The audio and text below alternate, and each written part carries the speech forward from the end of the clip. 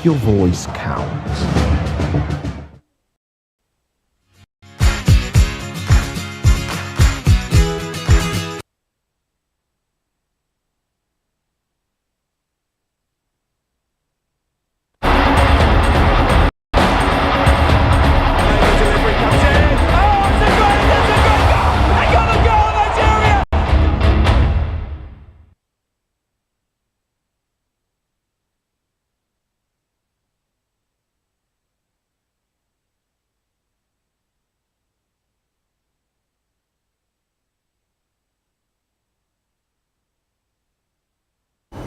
Hello and welcome to today's edition of Locker Room and Voice of the People TV. I am Jerry High, and we've got a thrilling show for you today, and it promises to be exciting as we look at trending football news as far as the exciting world of football is concerned.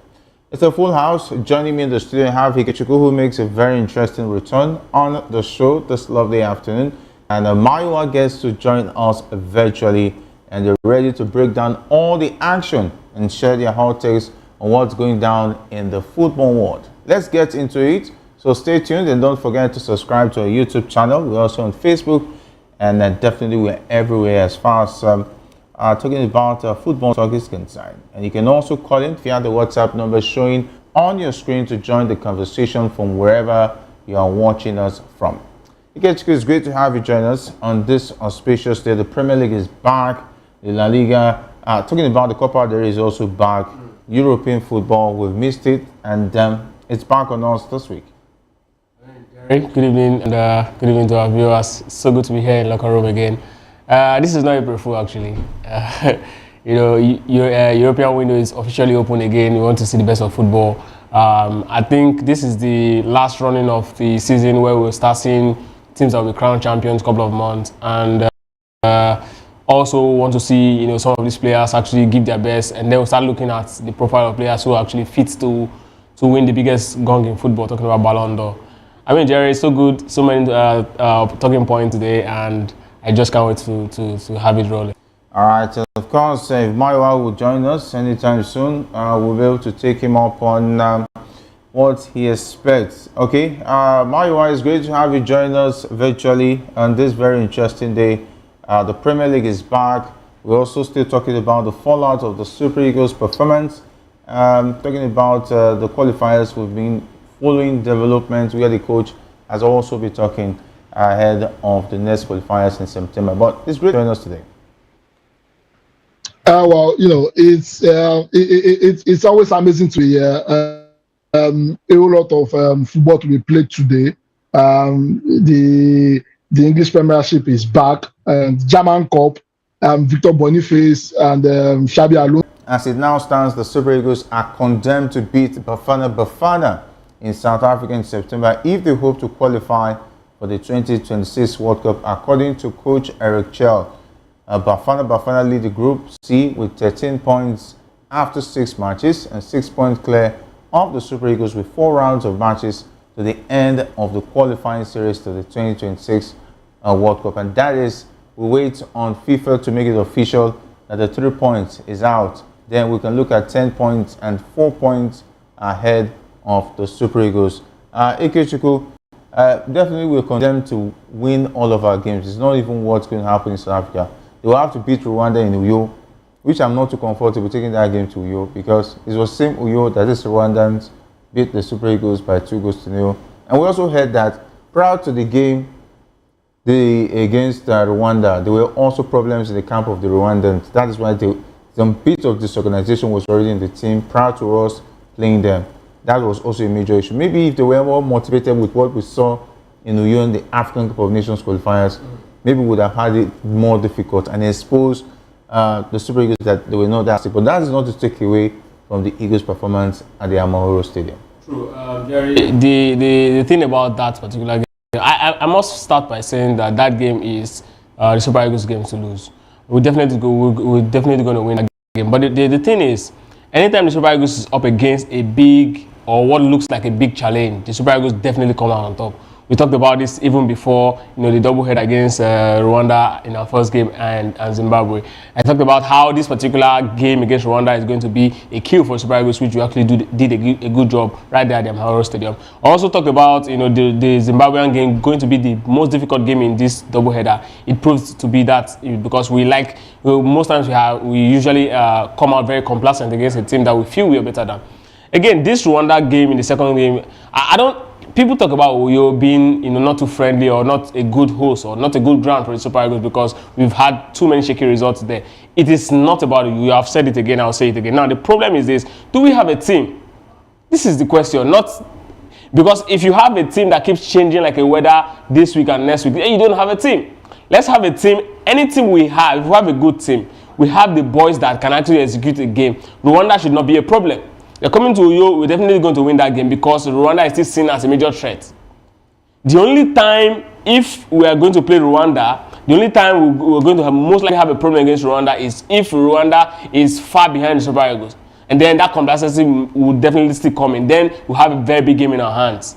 But if Rwanda is still very much above the Super Eagles or we are at the same level, the Super Eagles is definitely going to win that game. Okay. Maiwa, I think Eric Chelle'S is telling us what he's paid to already, because for me, I think that draw is enough to even start questioning whether he's the man for the job. But some will say it's not his fault. We should try as much as possible to build on what we've seen so far. Maiwa, what do you think? Eric Chelle'S is telling us he has to win all his remaining games, play the one in South Africa, of which we know, taking a look at head-to-head, talking about a country that has a better team. I want to give it to South Africa. They're better organized. They have consistency riding on for them. They have home advantage. And the fact that most of the games are played in South Africa. Taking a look at the group, Zimbabwe playing their home games in South Africa. Well, the thing is, it's just something that the result is an indication whereby people are beginning to think Chelle'S might not be the man for the job. There's a very popular Yoruba adage, definitely your food will never be done. I mean, it is all those sticks that you think will not be useful for you that probably cook your food, those that are still stuck in the days of using firewood to cook. Let's come to Chelle'S. What's happening now, we cannot blame it on Chelle'S. There were a whole lot of things that didn't go right before Chelle'S came in.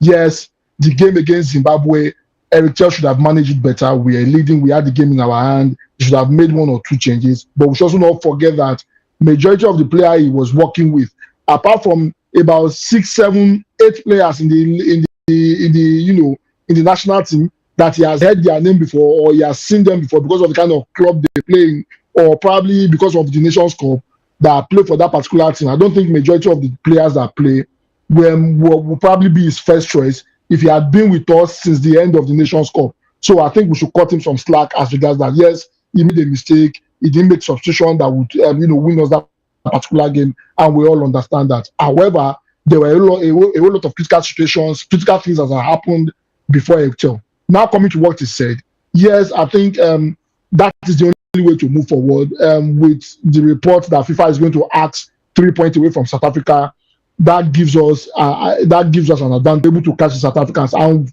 what do we need to do? We will need to beat the South Africans, because if we look at it on head-to-head, the South Africans don't have a better result than us. When they came here, we drew them, and we have to beat them, in South Africa for us to have an better head-to-head advantage. So definitely, the coach needs to talk tough.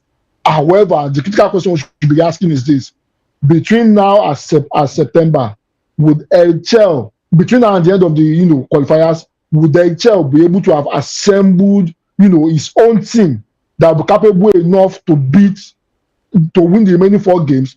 That is the critical question.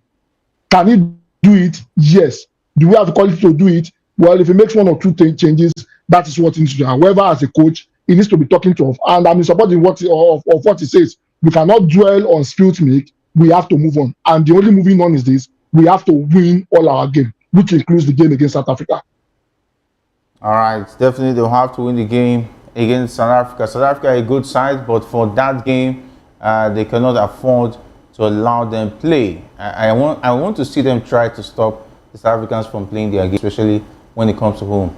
South Africa being at home, they've a force to reckon with, and of course, in June 2024, the Super Eagles under-finished George forced South Africa to a 1-1 draw, courtesy of a well-taken equalizer by Fisayo Dele Bashiru. Eric Chell led Mali to allow South Africa 2-0 at the group stage of the 2023 AFCON in a game that was dominated from start to finish by the Eagles from Bamako. The Super Eagles coach said that he has been most impressed with the intensity, high pressing and fighting spirit he has brought to the team and believes they are now on the right course to glory. Okay, do you agree with Eric Chell that since he has done it before with a Malian side, he can do it again with a Super Eagles side?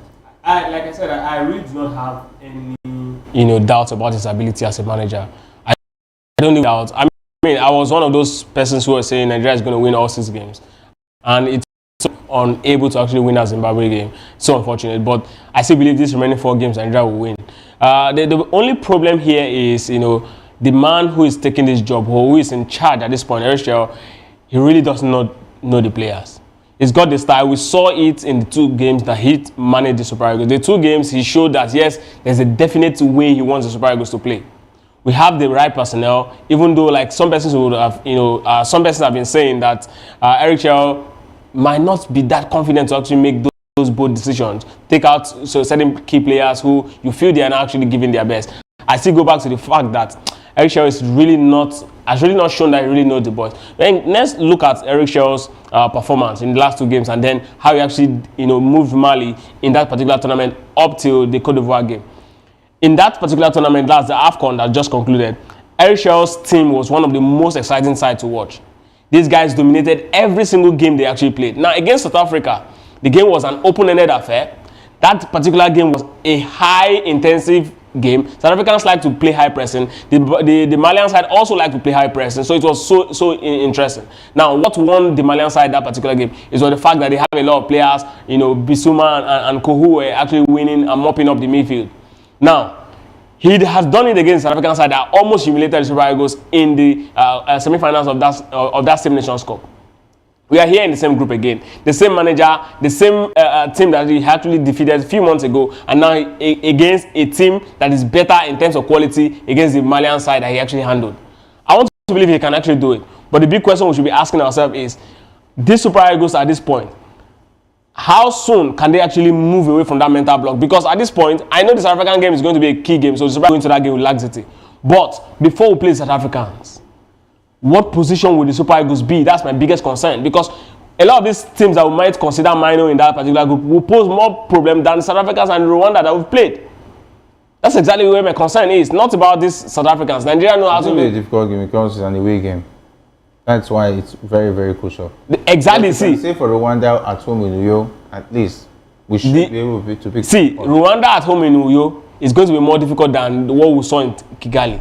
The Super Eagles know how to actually step up in big games. That game away from home is going to be a bigger game. So the Super Eagles will step up. You see Nigeria turn up like any big team in the world. But then see, if this game is going to be in Nigeria against South Africa, I'll be afraid.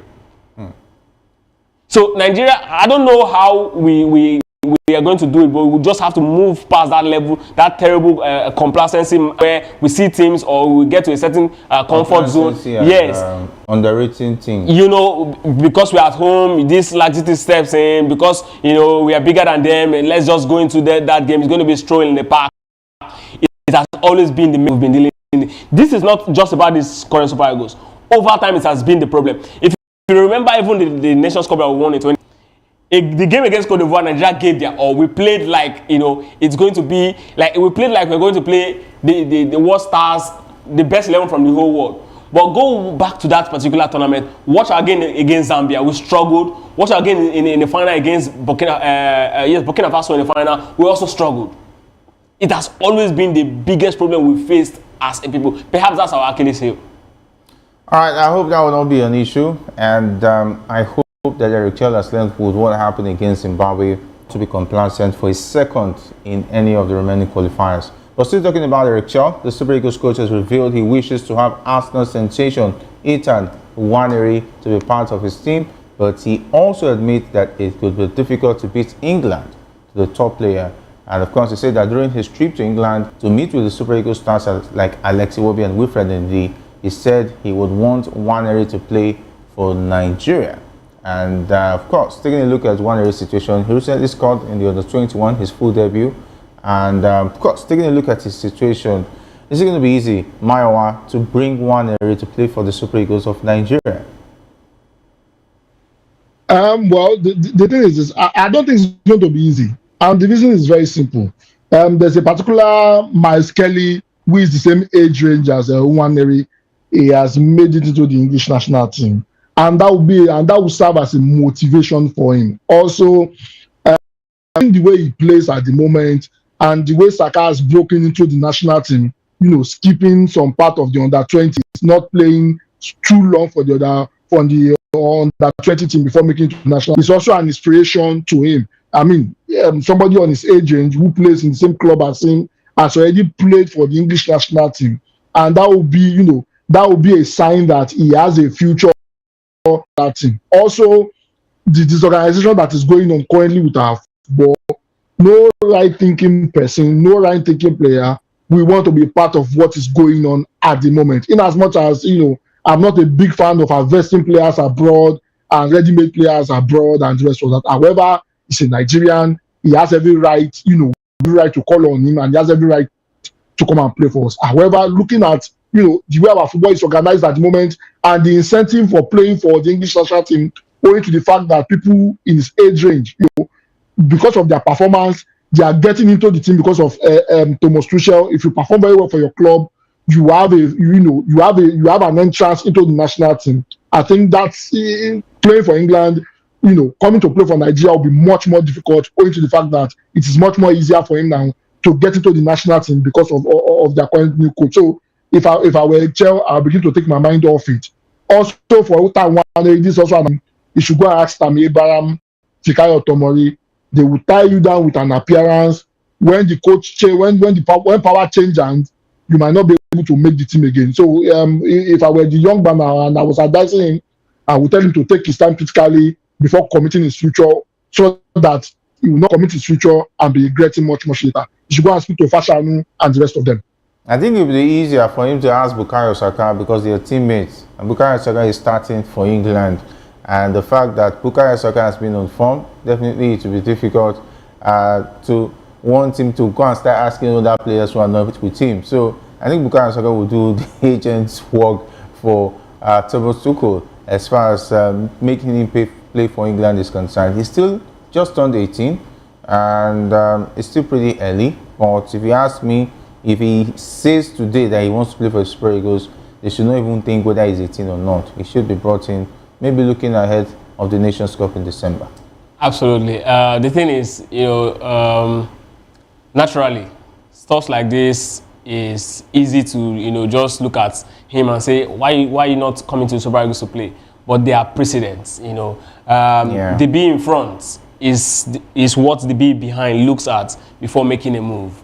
He's looking at the likes of, Bukayo Saka, who is actually, a Nigerian descent like himself, and other players who have actually played for England, who are actually not, a pure British descent. Now, the question we should be asking ourselves here is this. You want to actually play for England, you want him to actually play for Nigeria, right? And now these are the questions. This guy is looking at, every player wants to play at the biggest level, which is the World Cup.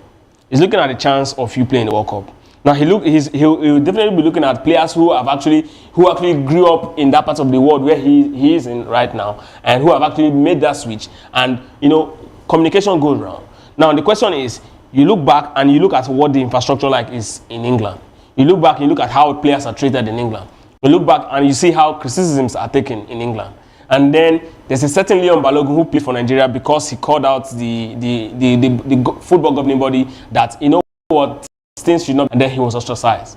I mean, you want to say the case of the Desire Okpara, the Super Falcon striker, who also called out the governing body. She was also ostracized. Now, players like this look at all of these things, and then he goes back and says, okay, Saka, you're playing for England, you're having a good time. It shows that on merit I can actually get, to play for England if I actually improve my game.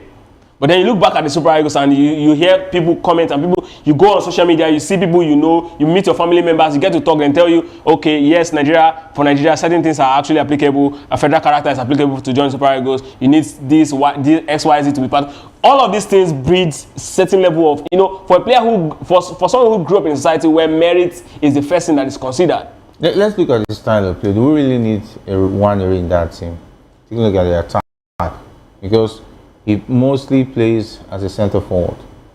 No, not at the centre. Maybe from the right. And if you take a look at when Bukayo Saka is available, Nwaneri definitely is not going to bench him. True. And look at the Super Eagles. We have Samuel Chukwueze, who I'm not really confident in. Does Nwaneri stand a chance of starting in the Super Eagles? So let's first look at Nwaneri. Nwaneri is actually naturally number 10. He was supposed to be the backup for Martin Odegaard. But it's unfortunate that at the point where Saka got injured, there was no. That was why he was actually moved to that position. So we have in our hand a player who have the ability to actually play as a number 10 and also as a supporting striker. And who plays in number 10 for the Eagles at the moment? For the Super Eagles, I don't think we have anybody who has a really. Let's just give it to Alex Iwobi. No, I'm not saying Alex Iwobi is actually not.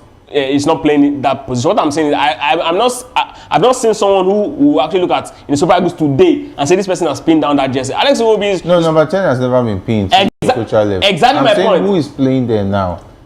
Alex Iwobi? Alex Iwobi, obviously. So should Nwaneri come in and take that? Obviously, can give him a very big fight if the coach gives him an opportunity. The guy has shown that he's good, he's confident, and he can actually shoot. So why?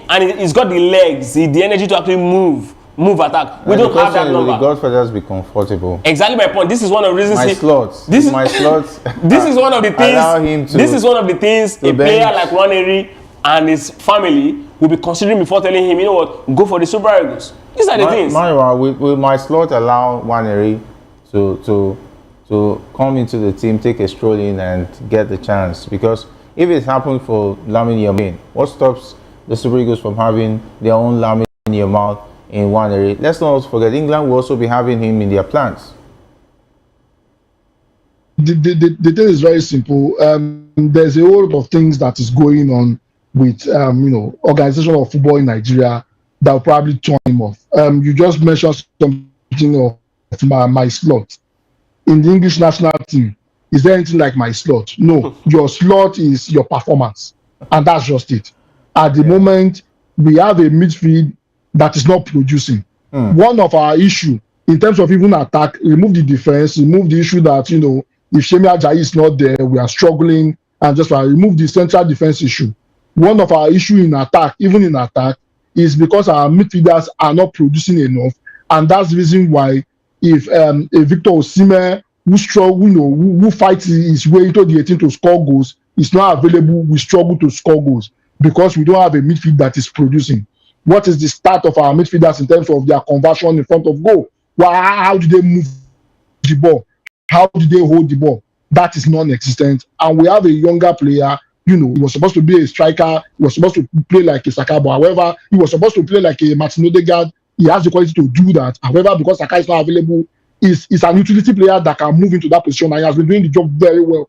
This is the kind of quality we will need in our team. However, the problem will be we need to be able to stroll into the national team because we lack quality, and any coach that knows we lack quality, he will be able to stroll in. However, the background issue, which has to do how our football is run, that we don't care about merit, we care about slot, might chase him away, and that's the reason why we cannot have the likes of Nwaneri, vis-a-vis the fact that he has a clear chance and a clear opportunity to play for England than Nigeria, who is riddled with a whole lot of my slot and a whole lot of corruption in terms of the way football is run in this country. And taking a look at for England, he's not been invited to the main national team because if you take a look at his position in the Three Lions, I think they have enough up young front. Players. Yeah, young players who would surely give Nwaneri a run for his money.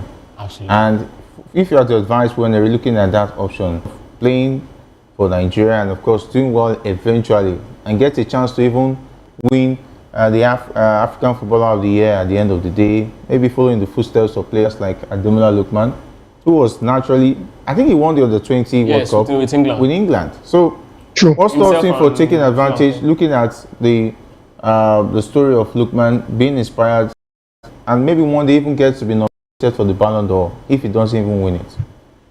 Well, it's quite tricky. If you ask Yeah, me, very tricky. It's a big decision to make. as an analyst, a non-Nigerian, I'll tell him to wait.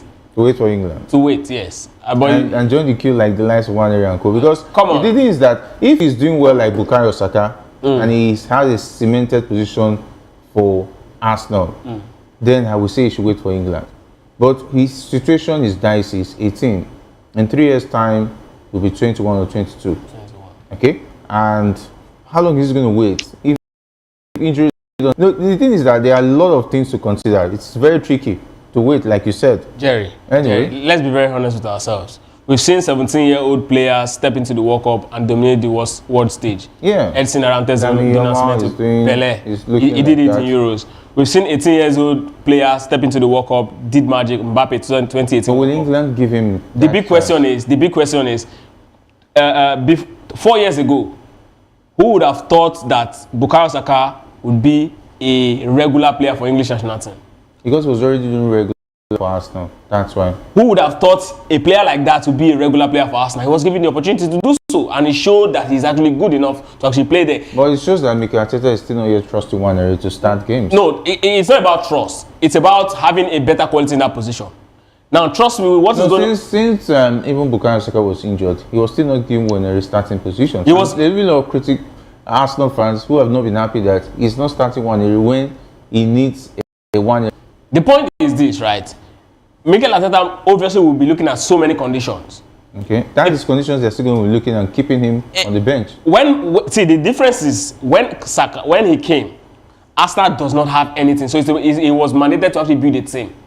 So he made use of the opportunity he had. Now Arsenal had a team. There's a standard. The question is Nwaneri invisible? Is one there that even at 18 he's bigger than a lot of other players?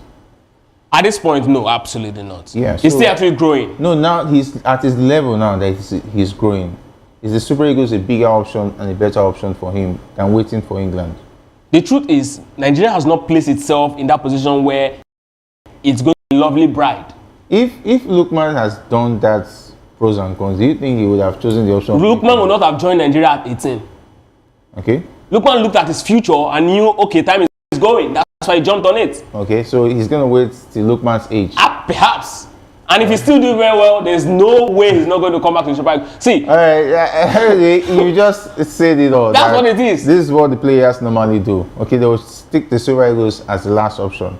Okay. Anyway, talking about the Super Eagles coach Eric Chell, he has also made a long list of players to play for Nigeria, and he hopes he will soon get some of them to play for the team. And his list of prospects include midfielders Leslie Ugochukwu and Kani Chukwuemeka, who have both been loaned out by Chelsea this season, as well as Freiburg goalkeeper Noah Atubolu. Mywa, these names are very interesting. If you add them to the midfield, talking about the likes of Leslie and Kani, I was excited when their names popped up, but they were not invited for the World Cup qualifiers. With what is happening in the midfield, is it not high time we start blooding these guys in ahead of the Nations Cup, ahead of the Invitational Tournament, and of course the FIFA free windows that are around the corner?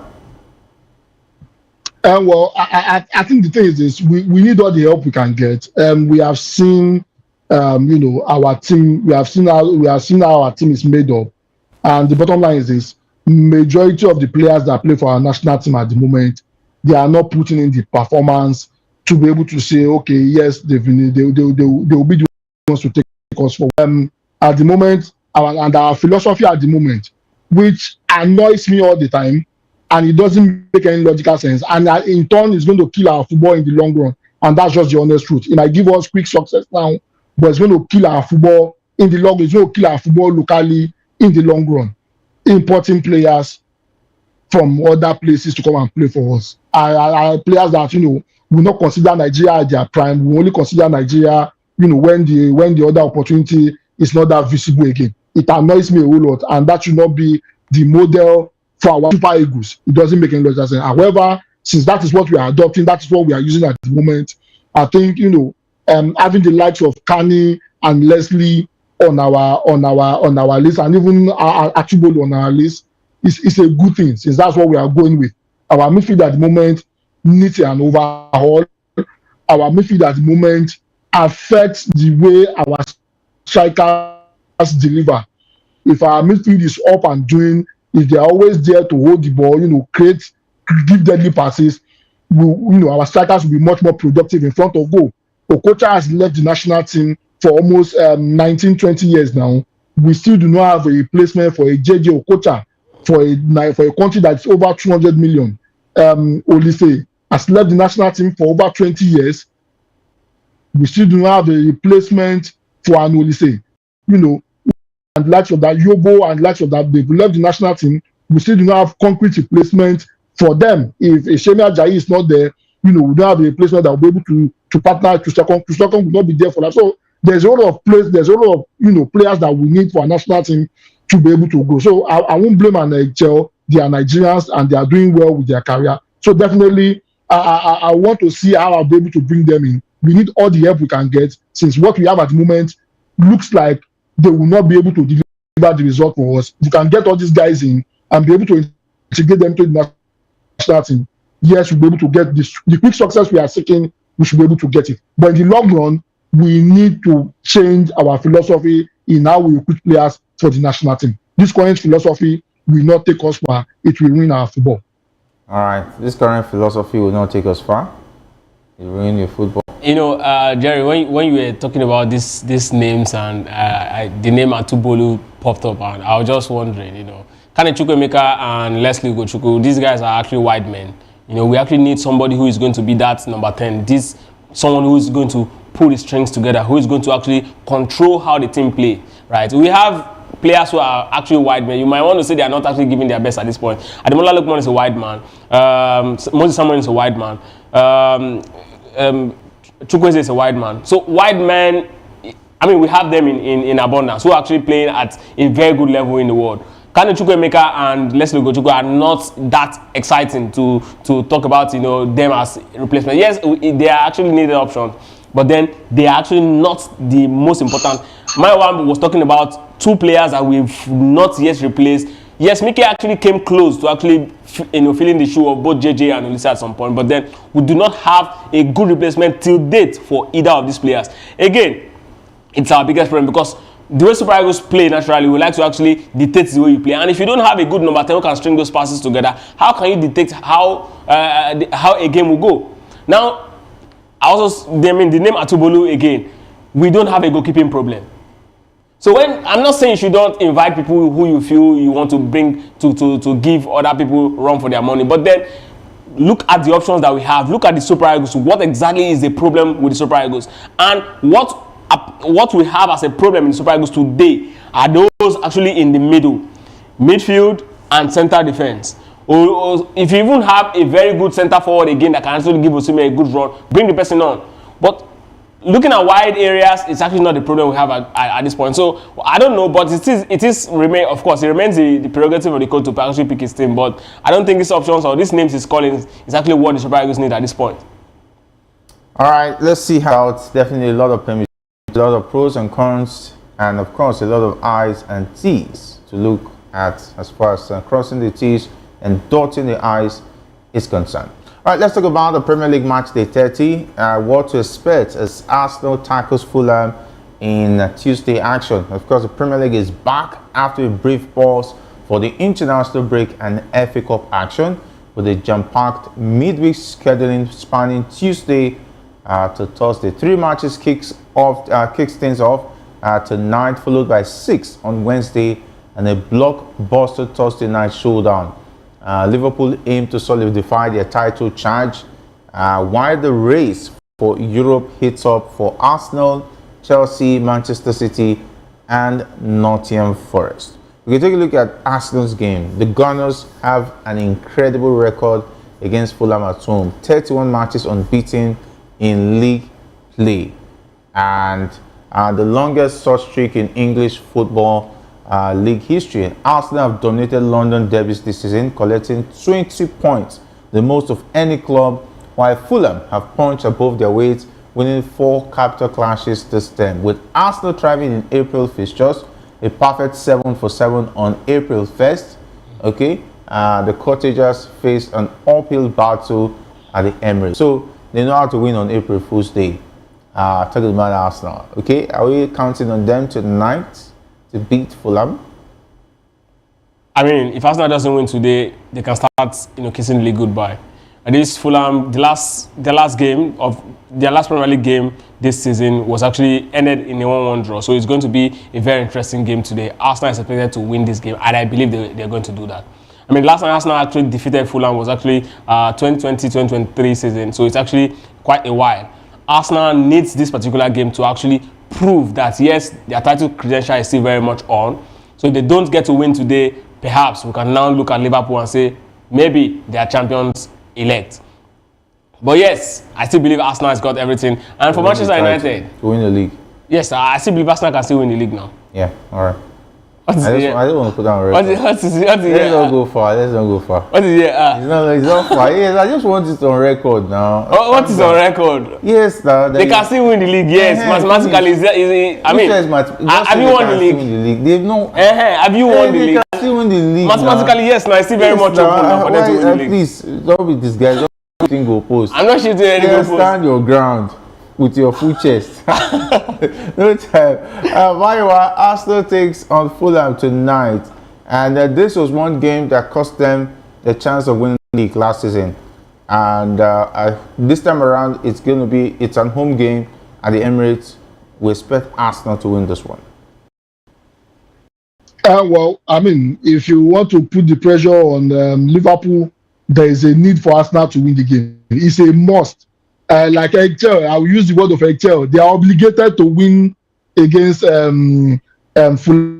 That is, if they want to keep up the pressure with Liverpool. However, like you said, Arsenal has been very fantastic in terms of the London derby. They've been one of the good teams, especially at home this season. Also, they have a record against Fulham that they've been able to keep for many years. And today's game will not be different. However, there's a Fulham that is punching above their weight, and they are looking at a possibility of them making it into, cementing their place in the European sport. And causing an upset against Arsenal will be a thing that they will be looking at in terms of, improving their own lot on the league table. Remember, this is not the first time you would expect Arsenal to deliver, at the critical time, and they won't. They did that against Aston Villa last season. Fulham contributed to the fact that they were unable to win the league last season, and the same thing might happen today because this is not the first time Arsenal will overpromise and underdeliver. Well, in any case, by 7:45, we know where the pendulum swings. But for me, I'm not 100% confident in this Arsenal team to deliver results 100% because of the antecedent of what they've been able to do in the last 3 years, especially at this stage of season. So for me, probably maybe it's going to end in a draw, or even Fulham steals that result. I don't think Ikechukwu likes what you said, but I'm with you somehow, because Arsenal, they know how to disappoint. They are the markers of the Premier League. Anyway, it is what it is. Let's see what happens. Definitely, they need to win this game for the good of Arsenal. And talking about maintaining the second spot is very, very crucial. Apart from winning the league, if they don't win the league eventually, they should be able to hold on to the second spot, because they are in danger of losing the second spot if they begin to lose games at this crucial stage of the season. Let's also talk about Bournemouth. I was expecting them to chase Manchester City from the FA Cup, but they were not able to do that. But that is not to take it away from Raoni. Talking about the coach of Bournemouth, Bournemouth are on the hunt for their first league double over Ipswich since 1949-1950 season, and the Chelle'S have found the net in each of their last 11 encounters with the Tractor Boys, while Ipswich loaned away a win in this fixture came way back in 1953. I bet 3 of us were not born in 1953. And however, Bournemouth have hit a rough patch, losing 3 of their last 4 league games, including a worrying 3-match losing streak at home. And Ipswich, meanwhile, are in free fall, suffering 8 defeats in their last 9 Premier League outings. Taking a look at Ipswich Town, I feel for them. The thing is that their coach is unrepentant about the way he wants his team to play. They are never defensive. They come at you, whether you're Liverpool, Man City, Arsenal, they play the same way. They stick to their guns, and that is why they are joining the likes of Burnley like they did in their first season when they made the return to the Premier League. Yeah, I mean, you just took the word out of my mouth. You stick to your gun and you go back to where you're coming from. This is a very different terrain. This is the terrain for the big boys. I think it's like the Bible said, you know, wisdom is profitable to direct. You're in a new terrain, you just need to actually learn how it is done before you actually attack. There's also another that says you have to learn how to, you know, win a battle before you go into that battle. You don't go into the battle hoping to win. And you're coming into Premier League where, you know, teams in England have, you know, big war chests that can actually go into the general transfer window and, you know, exhaust your entire budget for the season just in January, and then you're coming there to attack every team like you are, you know, Real Madrid or Barcelona.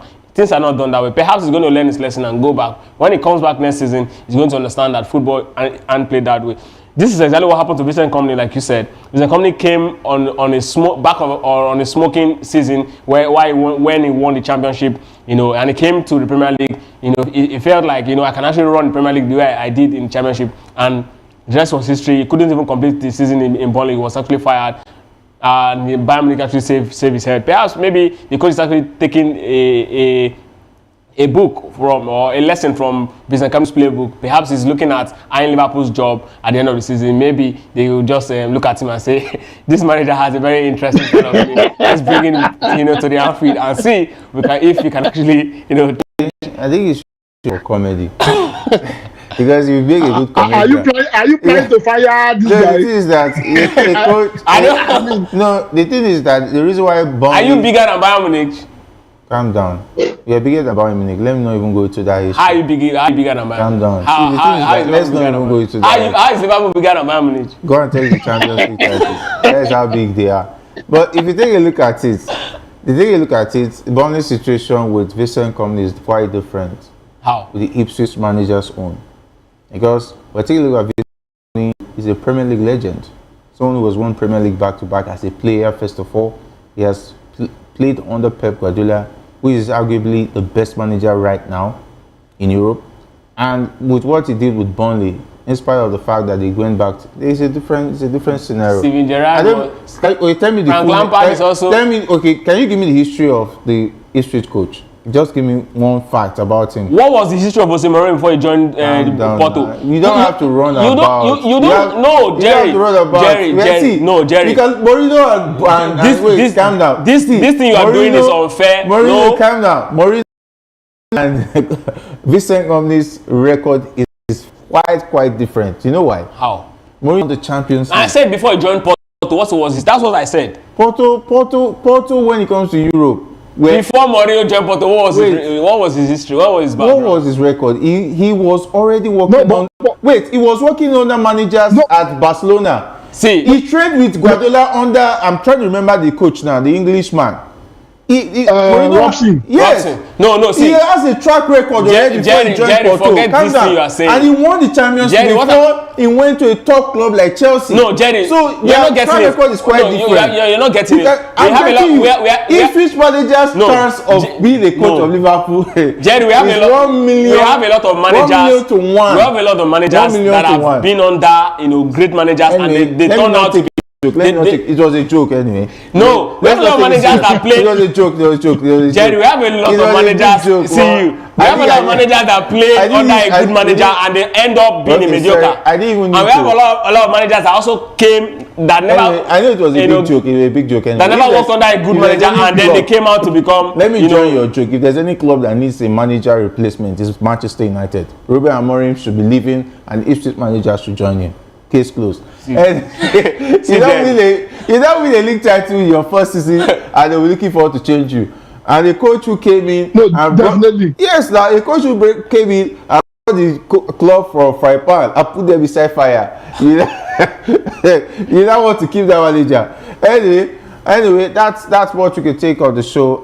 Time really fast spent. We also know that Brighton is also taking they had a good run in the FA Cup, and Nwaneri will fancy their chances against Brighton, who definitely did not have a good run eventually. But definitely, it is what it is. We also hear that talking about Pep Guardiola's henchman, talking about Erling Haaland is going to be out for 7 weeks, and it's going to be a difficult one for talking about Manchester City. But time not really our friend. What does it mean for City in terms of their race for top 4?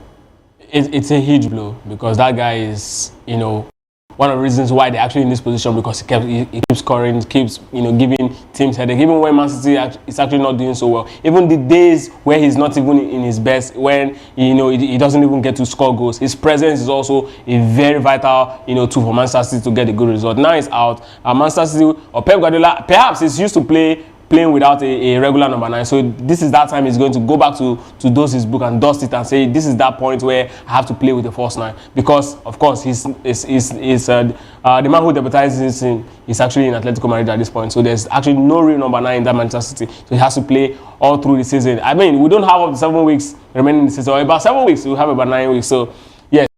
That's the only solution. They have just to have to play first now. All right, Maiwa, we have to go. Big thanks for joining us, and of course, wishing Madam Atum all the best in missing Erling Haaland.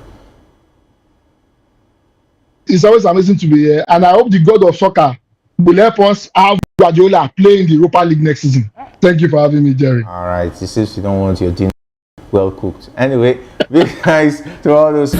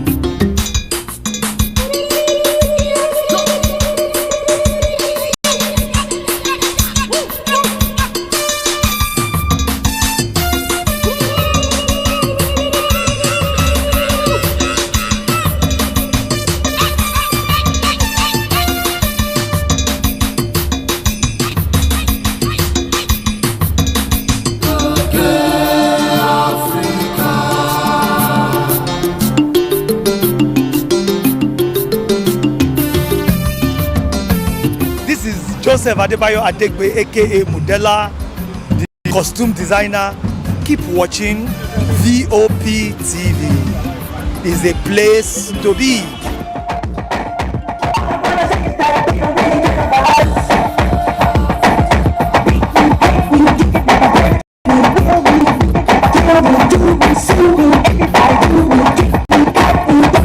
I came here to showcase my business, my brand. Oh, what brand are we talking about? Daisy's Apparel. Oh, nice one. Yeah. Now, what inspires this Daisy's Apparel? Okay, so I love African prints, I love fashion, and I love comfort. To me, fashion is comfort. So that's what brings about my brand. Comfort. Nice one. Comfort. Yeah, I'm comfortable, right? So many beautiful things. We have rings and even this bag. And now, one want to ask, how long does it take you to craft all this? Okay, this practically took like 2 weeks to do some of the bags. These are handmade bags, pure leather handmade bags. Yeah, and some of the clothes too. They are pure cotton and Ankara fabrics. Right. Now, another question I want to ask you is, what are the challenges you're facing? Because we know that whatever thing that is good, requires a lot of work and energy. What are the challenges you're facing, making the apparels and even the crafting the bags and all that? Okay, the number one challenge is sourcing for the mat and getting it. because most times when you go to the market, you get some for a particular price. The next time you go, the price has increased, and then getting quality takes time. And what we do here is quality over nothing. So the challenge is just availability of the materials used. Right. Okay. What advice do you have